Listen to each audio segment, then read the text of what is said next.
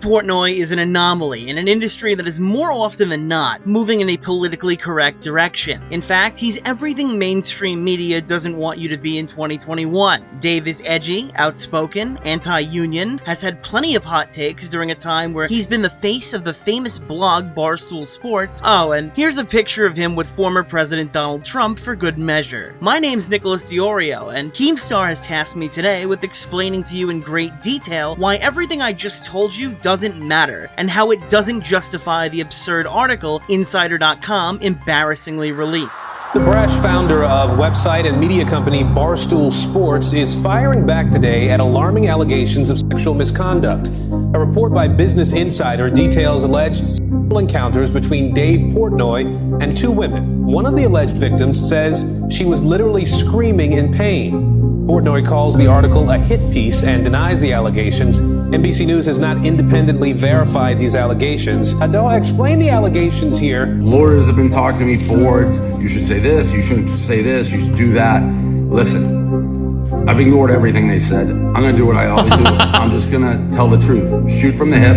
Give me a break. With Portnoy also taking aim at Business Insider on Twitter, quote tweeting Business Insider senior politics reporter Grace Panetta, heads up that Insider is currently offering a huge discount on annual premium subscriptions, so you can currently pay just $4 a month to read incredible journalism like Julia Black's investigation into Dave Portnoy. With Portnoy responding, and I'm the predator.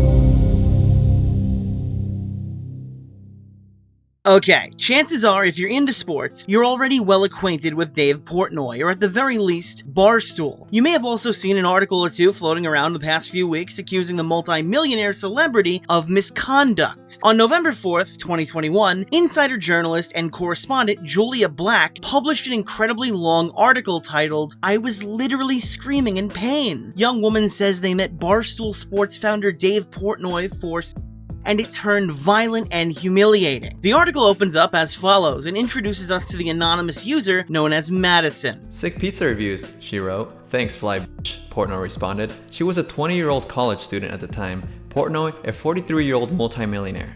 The conversation soon moved to Snapchat and text, where it quickly turned to the topic of sex. He sent her graphic videos of other women he'd slept with, according to Madison, and in messages reviewed by Insider, he pressed her to tell him about her sexual fantasies. Right off the bat, Julia makes a note of Portnoy's age, financial situation, along with how he's engaging with a 20-year-old legal adult, which will no doubt later transition into a power dynamic argument. Before we get there, though, the actual allegation against Portnoy is as follows. 2 days later, Madison texted a close friend. "It was so rough, I felt like I was being raped. He videotaped me and spit in my mouth and choked me so hard I couldn't breathe." She wrote in messages viewed by Insider, "And it hurt and I was literally screaming in pain." She recalled crying and shouting, "Too much, too much, it hurts." "It was so painful," Madison said. "I kept trying to get away and he was like, 'Stop running away from me, stop running away from me.' But Portnoy," she said, "just went harder." What's being described in this previous paragraph is undoubtedly an essay. Someone crying, shouting, and attempting to get away while being prevented from doing so is undoubtedly SA. If this allegation is true, Portnoy belongs in a prison cell, and that's kind of the point. You see, while the average reader will take a look at this paragraph and instantly come to the conclusion that Dave allegedly SA'd Madison, technically neither Julia Black nor Insider outright accuses Dave of SA. Instead, she cowardly uses quotes from Madison to heavily insinuate that's what happened. I'm not outruling that. That's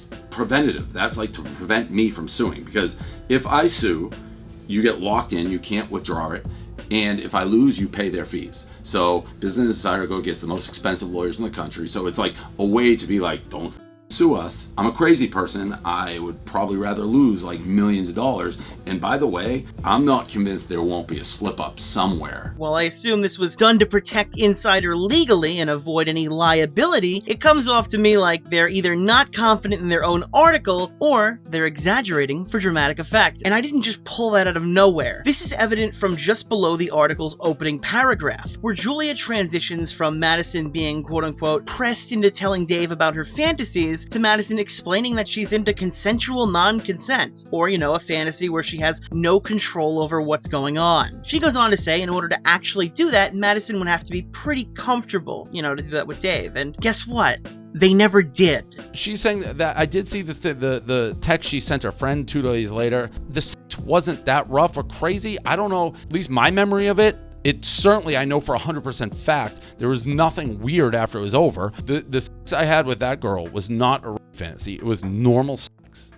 There was nothing, if anyone watched that, people would be like, Dave sucks at sex, and it was boring. Dave has publicly said that they just had a normal hookup, and even though both Dave and Madison's stories are drastically different, neither of them said they engaged in consensual non-consent, so I'm not sure why this was even included in the article's third paragraph. If the objective is to paint Dave as someone who fantasizes about being in control of women, explaining Madison's fantasies don't accomplish that. It's also worth noting that Madison claims Portnoy began recording her without her consent and choked her so hard she couldn't breathe, which is a pattern of behavior this article attempts to introduce moving forward. While Insider's section on Madison ends here, Dave eventually responds to the allegation by first and foremost denying it. The only person who dead knows they're telling the truth is me. I was in the rooms and I know my history. So when I say nothing else can ever come forward that will be like proven for me being like a deviant, I know that's a fact because I've been in every room I've ever been in. But I promise there'll never be any smoking gun, this, that, oh my God, Dave, there won't, because I've never done anything. While it's impossible for Dave to debunk an allegation that's essentially boiling down to he said, she said, Dave shows screenshots that are presumably from Madison's TikTok, where she clarifies that she doesn't believe Dave is an R-word, and she clarifies that their interactions were consensual. This is the girl who's accusing me. Nobody said he was a rapist. She said that. Her word. The article never said this wasn't consensual.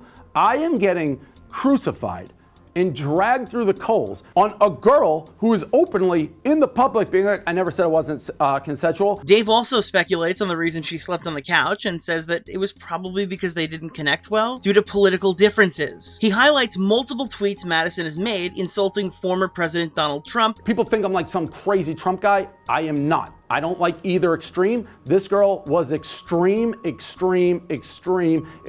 left. Here are some of her tweets. Donald Trump is the biggest idiot out there. I'm surprised nobody has Donald Trump yet. 2020, better vote. You're not letting Donald Trump thing happen again. Nope. I'm embarrassed I was a girl and supported Trump. Donald Trump, real life monster. Next one.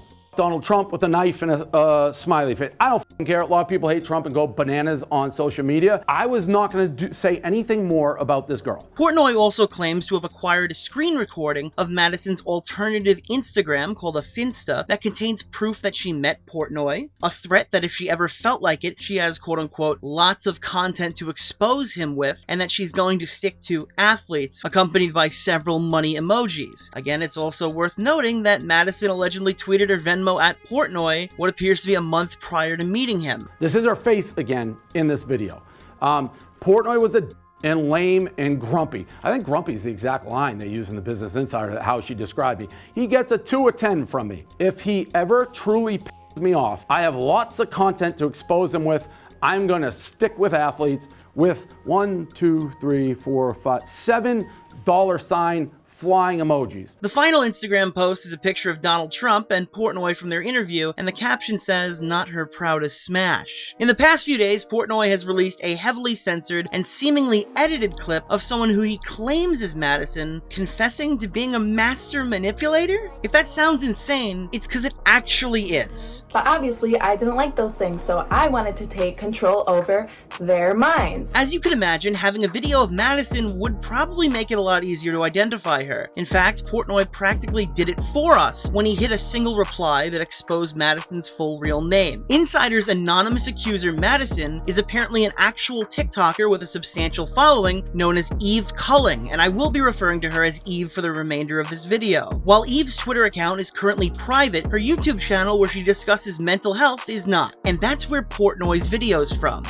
The adults in my life, as well as the kids from my school, had this idea of me, that I was insane, that I was a druggie, that I was a hoe, which all kind of true, but obviously I didn't like those things, so I wanted to take control over their minds, and how I did that was manipulation and lying.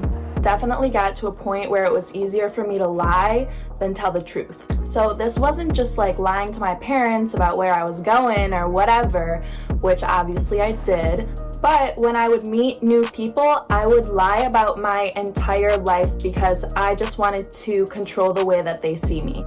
Which, yes, sounds crazy, but it literally became like second nature to me. Like, I wouldn't even realize I was doing it. Now, manipulation is a skill that I feel like I had mastered. It was very thought out, it was very articulate. I could literally get anybody to do anything for me that I wanted them to do. I wanted to control people's perception of me. I wanted to control the way people acted around me. I wanted to control the things people would do for me. And frankly, this girl has a mental health channel. She's talked about health issues, which is post way after me, but Business Insider knew about and ignored because they're scumbags. Okay, that sounds really bad, but in Eve's defense, this clip does leave out the part where she later clarifies that she no longer exhibits this behavior and has since been going to therapy. So to answer my own question, no, I do not still act like this. I don't do drugs. I don't have an eating disorder. I don't try to control my body through sex. I don't manipulate people. I do not lie to people.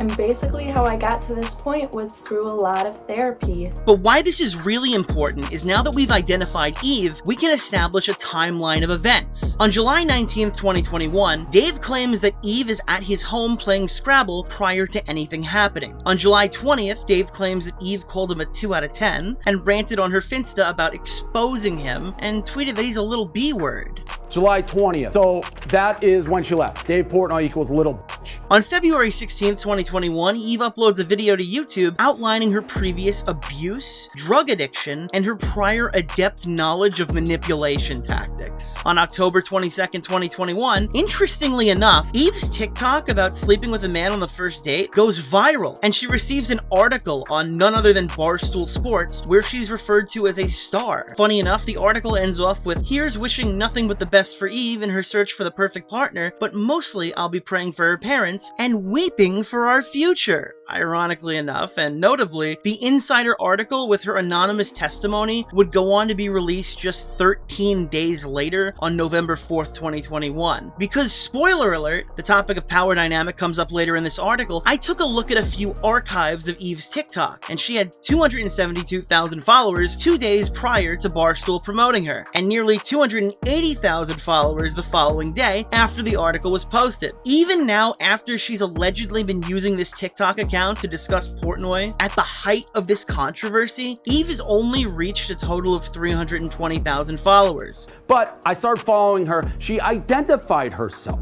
This girl, who supposedly wanted to remain anonymous, did a duet with me on TikTok, like my speech, with her face next to it. I'm not gonna put it up because I don't want you to see her face. Hundreds of thousands of views, and then she was commenting below it. Not only could it be argued that the controversy has driven more people to her account than her Barstool shoutout, I fail to see a meaningful bump in following that can be argued if someone's trying to claim this promotion had any connection to Eve and Portnoy's previous romantic encounter. So just to be clear, none of this debunks Eve's alleged bad experience with Portnoy, nor does this prove she was telling the truth. These are the facts and supposed evidence presented by both sides here, and the only thing we can really agree on is that the romantic encounter was consensual from both parties, and as far as I'm concerned, that's really the biggest thing here. The second anonymous accuser is known as Allison by Julia and Insider. The allegation starts off much the same way, making sure to indicate that the girl Dave's interacting with here had just graduated high school. She claims that Portnoy is a god and a king and kind of untouchable in Nantucket, and everyone wants to go to his house for parties. Portnoy later denied this by saying that he hates having people over his house, but that's neither here nor there. The next claim can only be described as unhinged and detached from reality. Allison's 22-year-old sister claims that she and her friends weren't having any luck getting Portnoy's attention, and as a result, her 19-year-old sister might be more his type? They said, "You should reach out to him. He likes younger girls." And he completely took the bait. Olivia said he was much more interested in her than any of my 22-year-old friends. Besides the fact that this reads like Portnoy was being set up, what really is the meaningful difference between a 22-year-old and a 19-year-old? Even if Dave was well aware she was 19, none of these people have completely fully developed brains. I guarantee if Dave hooked up with only 22 and up girls, Insider would still be disingenuously wording the content about how he likes young girls. He was much more interested in her than any of my 22-year-old friends. Keep that up for a second. First of all, the fact that they even have, and he completely took the bait, There's this message that they're trying to present that I'm preying on girls. Literally in the article, they're saying they tried to bait me. And second of all, you think I knew how old Allison was? Allison asked me to meet at a bar, which you'll see later, but not to be rude, but I'm just gonna be frank. This sister's friends, if I didn't find attractive, and I found the other girl attractive. It had nothing to do with age. Insider indicates that they have access to at least some of the DMs between Allison and Dave, so it's sort of alarming that they don't show or reference the ones Portnoy claims are legitimate. For instance, the first log clearly shows Allison inviting Portnoy to a bar. The implication of that statement would be that Allison is at least 21 years of age. If you're going to a bar to get a drink, one would assume in the United States that you'd be 21 years old. Unless there's a prior message that conflicts with this that Dave is omitting, the entire section on the 19-year-old girl being more up Dave's alley seems adequately debunked. As for the actual allegation, hold on for a second. The Insider article describes Allison's memory as fuzzy due to emotional distress. The police report filed after the fact states that Allison has quote-unquote no memory of going to Dave Portnoy's house. But for some reason, the Insider article states that she somehow remembers kissing him, being taken upstairs, Dave being aggressive, being choked, Dave spitting in her mouth, and being kicked out after their hookup. Before we even get to Portnoy's rebuttal, this entire situation is already a mess with massive credibility issues. Again, she stated that the daughter stated she has no memory of going to David Portnoy's house. How do you have all these details when there is a police report that says she doesn't remember anything? In regards to the evidence that Dave presents in the conversation, "What you doing today?" "Free during day." "Okay, can we bang?" "Yes." Prior to meeting with Allison, he allegedly makes sure she isn't nervous and makes her aware that if she doesn't want to do anything, they won't, which Allison acknowledged with a heart. This is before we've hooked up. Are you excited or nervous? Ha ha. She says nervous both. I say, ha ha, don't be. It'll be fun. If you don't want to do anything, we won't. Let me say that again. And if you don't want to do anything, we won't. She hearted it.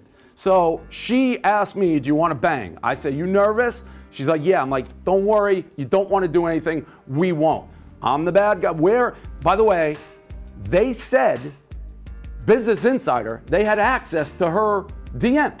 They posted a couple versions of her story. So did they look at the phone and just willfully ignore this? Jumping back to the Insider article, Allison is now quoted as being uncharacteristically quiet and appeared to be in shock post their hookup. They also include a sob story unrelated to Portnoy, where her own friends that seemingly pushed her into doing this in the first place circulated multiple photos of her and Portnoy, and as a result, 3 nights after hooking up with Portnoy, Allison was apparently suicidal and hospitalized. Once again, there's a contradiction. Portnoy's messages appear to show that Allison was claiming she was bragging about the experience. And in the time she was claiming she was overwhelmed, she's hoarding comments about missing his D, and she was appreciative they were still in contact, even going as far to give him her number. Previously, I mentioned that there was a police report, and I urge you to pause the video and read the entire thing for yourself. This literally reads like an unhinged Tumblr post you'd find on the Onision subreddit. Allison's mother called the police to report Portnoy for hanging out with 18-year-old girls, something that's not a crime or something that you'd call the police for. The satire isn't lost on me either that her own daughter is 19, and that's what she's basing this off of, but someone called the police to inform them that Dave engages with legal adults. Okay, philosophy aside, and whether you think that Dave being in his 40s and interacting with people between the age of 18 to 22 is bad, it's definitely not illegal. We as a society have dictated this is the age of consent, and you can't call the police to say that you disagree with it. The police report says that the mother wanted to make sure the police keep an eye on Dave when he's on the island because she doesn't want this to happen to other young girls. But the Insider article literally says that Allison doesn't view her experience as SA, so I actually have no idea what the mother's even trying to say here. The Allison allegations are seemingly all over the place, and that's really all I can add to it. Portnoy speculated that the mother might be playing a larger role in this than even Allison, and I think that's rational, to be honest. I am certain of one thing though, if these DMs are real and Insider had access to them, they should have been presented in the article. You see, at first, it's the police report that was not in the article to begin with from Business Insider because it's fucking ridiculous. The Nantucket police chief, it's so ridiculous, I don't even think he knows it's filed. And then Business Insider has it. Well, why didn't you put it in the article to begin with, Business Insider? Because it makes no sense. It's like Dave Portnoy has been spotted at the Nantucket fish and meat market with like a bunch of different girls. What? That's in a police report from a mother. The mother also says the girl blacked out and didn't even remember coming to my house. That's in the police report. Well, then how is she giving details of what happened at my house if she doesn't even remember it? Here's what happened, in my opinion, with this. The girl came over, had a good time. She wanted to fuck me, she fucked me. She told me to meet her at Cisco Brewery. That's a 21 plus bar. The police reports, like Dave runs around being like, are you 18? Are you 18? I don't do that. That's made up. But even if I did, that's what you're supposed to do. But I'm not running around. Nantucket police say I've been on Nantucket for over 10 years. They're like, there's never been a complaint about it. They're saying I have parties at my house. No, I don't. Like, I hate people at my house. It's just totally made up. The final allegation comes from professional clout chaser Ava Louise. I'm gonna be fairly brief here because Dave doesn't really get accused of anything. This entire situation boils down to Dave allegedly reaching out to her saying that he was interested, Ava responding willingly, but ultimately deciding not to pursue it any further. I think Destiny articulates this best. Louise said it's not just a problem with Dave Portnoy, it's every man that has followers or status of any sort, and it's kind of like terrifying in a way. Bro, these dynamics can appear and be exploited in a ton of different ways. Just because a power dynamic exists, or like just because there's some potential for abuse, doesn't mean that the power dynamic is being abused or that the abuse has happened. I mean, like, regardless, like, you can joke in a ton of ways. If you want to prove abuse, you need to go a step farther. You need to go one step farther and show where somebody was actually manipulating somebody, or where somebody was actually like leveraging something against somebody, right? Like, let's say, for instance, let's say that Portnoy started to message one girl out of a group of 20 people that were applying to work at the job. And he messaged her, he's like, hey, shit, I saw your application, or I went through the application, I saw you there. You're really fucking hot. And she's like, oh, cool, that's awesome. And he's like, do you want to go get drinks? Now we have a huge problem, because now her like potential future boss is leveraging an opportunity over her, maybe in exchange for some sort of date or something, right? Now we've got abuse. Now we have big problems. But like just showing that a power dynamic exists, that's not enough. So like if you build time like getting like fame or career or success in your whatever, then every relationship or sexual interaction you have is inherently predatory. That's so bullshit. One of the problems with Insider is they don't show screenshots for this. I mean, there's screenshots earlier in the article, so I know they're open to doing so, but we have no grasp on the context of what this message was sent in, so I can't really do anything with it. I recommend checking out Destiny's VOD. This article is paywalled, and if you want to watch it, you might as well get some good commentary too. And if you think my characterization of Ava Louise is unfair, this is the same person who's gone on record saying they will say or do anything for clout. So you lied to people. Well, yeah, I mean, that's what the media is doing, I think, with this entire virus. Obviously, it was a social experiment more than anything else. Like, obviously, I wanted the clout off of it, and I was, like, really annoyed that Corona was getting more publicity than me, because I currently have, like, a song going viral right now, and no one was covering it, so I decided to hop on the Corona wave. But, yeah, I just did lie to people. Yeah, I did, and it did exactly what I thought it was going to do. Like, it's funny because I created the fake news myself. This is the only girl who's quoted in the article? This is the same person who's gone on record saying they will say or do anything for clout, lick toilet seats for views during the COVID pandemic, and created an entire hoax that Jeffree Star was dating Kanye West just for clout. Wait, I'm sorry. As I was editing this, it just occurred to me. I don't know why I didn't think about it. This article was written by Insider. They literally know that she's awful. How? I think including her lackluster allegation in this article does a disservice to the other potential victims on the card. Now that we've gotten through each of the 3 major allegations, it's time I tell you why this article is bad and why it's a hit piece. Spoiler alert, the girls and everything we just discussed are arguably the smallest offenses this Insider article has to offer. Behold, poisoning the well. Dave Portnoy makes no secret of the fact that he likes to have sex with young women, and to push the boundaries of what is considered socially acceptable. In many ways, that image is at the core of the brand that has made him one of the wealthiest and most powerful figures in digital media. There are the rape jokes, his repeated use of the N-word on camera, and his harassment of female journalists. For years, Portnoy has managed to escape scrutiny. His behavior and comments weren't just accepted, they were expected and commoditized. A 2020 Barstool documentary series produced by the media company features Portnoy forcefully digitally penetrating a sex doll while donning a tuxedo, later declaring himself the Finger King. Last July, he released a viral TikTok video that offered women 3 tips for how to slide into a celebrity's DMs. Be very hot, don't be ugly, and say this 2 words, I f***. The stock price of Barstool's parent company plunged after the most recent leaked video in which he violently chokes a woman using a collar and a leash. Both Portnoy and the woman said the encounter was consensual. Quote, I used to sling it, Portnoy responded at the time. I've gotten better. Yeah, no, this is absolutely outrageous. Let me be clear, there's actually some stuff in here that makes Portnoy look really bad, but it's so obvious this is being done to poison the well, and it's so unrelated to the main subject matter, the title of the article. The structure of this article is allegation, extremely long uncharitable hit piece, allegation, extremely long uncharitable hit piece, allegation, moving on to the next thing. Okay, so this is how it started. I believe it's somewhere around April, 8 months. I hope you're doing well. I'm a reporter with Business Insider. I'd love the opportunity to interview you for a profile. No particular angle here. I'd love to cover the full gamut from building a media empire to becoming the face of the meme stock movement. Frankly, I think your story in many ways can tell the story of where America finds itself in 2021. You find these other people who just don't like me, like Julia Black, who's a but she writes the article. They know she's gonna write the article. She thinks she's doing God's work. She's an idiot. And then you have the girls, the 2 girls. One, I think, is just quite simply the mother. Like, found out that the daughter liked me, and then the daughter started lying through her teeth. I think the other girl's related to, you know who. Julia Black's article perplexes me. In her 8-month investigation, did she set out to do a profile piece where the goal was to portray him as the Donald Trump of the sports world? Or was it Insider's goal to provide witness testimony that proves Portnoy is a danger to society? I'm unsure if they thought their big Dave Portnoy hit piece wouldn't have turned heads by itself, and as a result used the girls to pad that hit piece, or they added the hit piece because they weren't confident in the girls' stories and they didn't think they could stand alone. Either way, this is an embarrassment to journalism.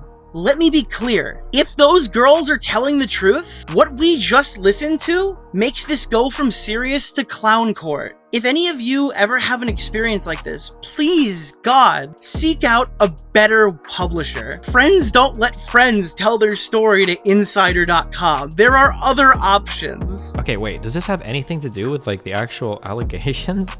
Damn, bro, we are hardcore poisoning the well. Oh man, all right. For example, directly following the Allison allegations, the next paragraph is just a direct attack on Portnoy's sponsors. For years, Dave Portnoy has been untouchable. In 2020, following the controversy surrounding his use of the N-word, Portnoy declared himself uncancelable.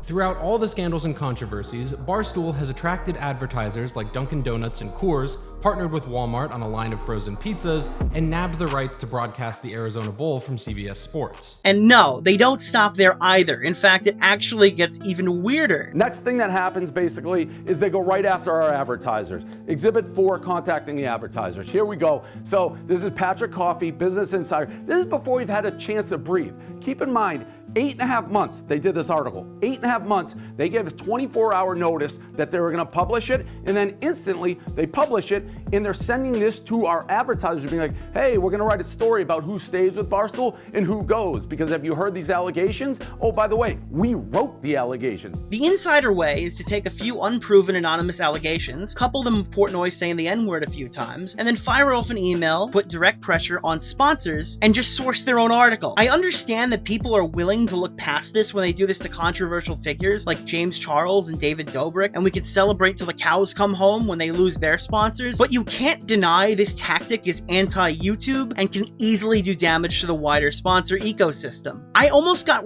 whiplash the way this article jumps from Barstool's official Instagram page posted a picture of a house whose front porch had a huge sign that said, Dave, please come in.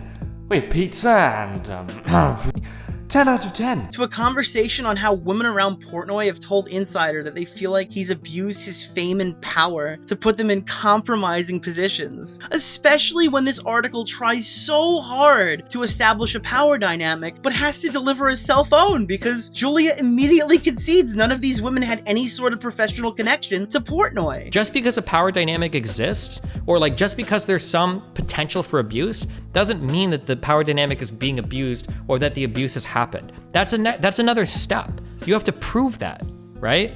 Like, oh my God, like she fucked that guy and then married him just because he had a very successful career and like could provide for like a family and had money to take care of it. Like, what? This is an abuse of power, right? In conclusion, this story isn't over. This means that while today it might appear clear that Dave is innocent in some aspects of the situation, new evidence could come to light tomorrow that contradicts some or everything we discussed today. What I can tell you with certainty is that we know this article has not been updated following Dave's response. And this is something I and the rest of you should find very concerning. Along with that, when Portnoy reached out to the editor-in-chief of Insider for a fair interview, Nicholas Carlson denied the offer, saying that we're gonna let the story speak for itself. I asked them all nicely, fairly. I said, I will come to you to do an interview as long, here it is. Here's the text exchange. We'd like to formally invite you to join the Dave Portnoy Show on Tuesday to talk about the article that's published in Business Insider about Dave. We'll make it as fair as possible. You can bring as many people as you like. You can also video record the whole conversation and repost for your own purposes. I would have liked to ask them, you had possession of the police report, you didn't put it in. You've seen the DMs, your story directly contradicts it. Like, how do you explain that? Thanks for the invitation. On behalf of Patrick, myself, anyone else invited, we'll decline. We're gonna let the story speak for itself. What does that even mean? You haven't put in any of the other facts. You wrote a hit piece and won't put in the stuff that directly contradicts your own reporting. After all of this, after how unapologetically biased this article is written, they gave Julia a job. Nicholas Carlson, again, the guy who refused to talk. I'm proud to announce that we've hired Julia Black as a correspondent for The Insider. She previously worked with us as a freelancer. She is persistent, fair, talented writer, and a delight to work with. That was yesterday at 5 o'clock. And I don't mean this exaggerating. They belong in prison. Are you kidding me right now? Because of this? This is the editorial standard at insider.com? Anyways, guys, that's it for part 1. This story will be updated, and I'm sure we're gonna have more to talk about, as right now there are talks of a New York Mag article. What the New York Magazine didn't count on was that I would destroy the buy piece in 72 hours. Now the author of the New York Magazine hit piece, who is literally friends with every blue checkmark loser who hates us, has been hung out to dry. He needs me for his article, or else it's dead on arrival. This is the top of the first. Nobody on, nobody out. I am just beginning. I'm Willpower, and I'm back on Drama Alert.